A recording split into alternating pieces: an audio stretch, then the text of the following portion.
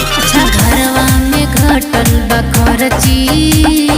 चली नया बुराउर मरजी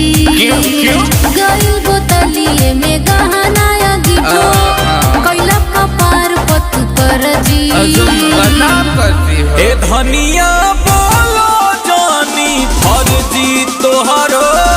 पिया बा सुधर जी ए भौजी बोलो जानी फर्जी तोहरो पिया बा सुधर जी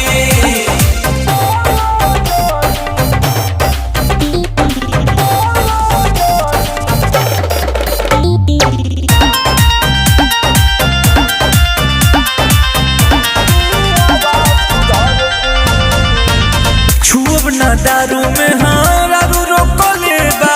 कहला पसधे संगी साथी हंसले बा बड़ा हंसी के डर बा कनी के बुझाल ना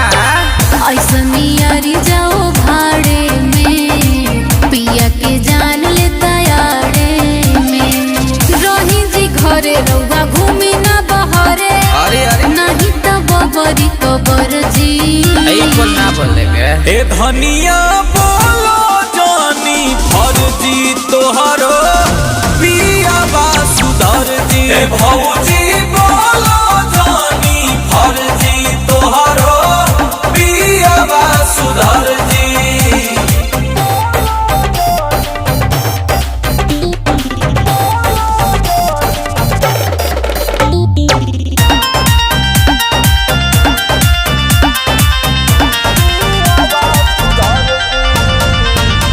कहे पवनवा के खालू कपारे देख दुलरुआ के फोन आवतारे सब पूछता नहीं चार यार जब जमा होई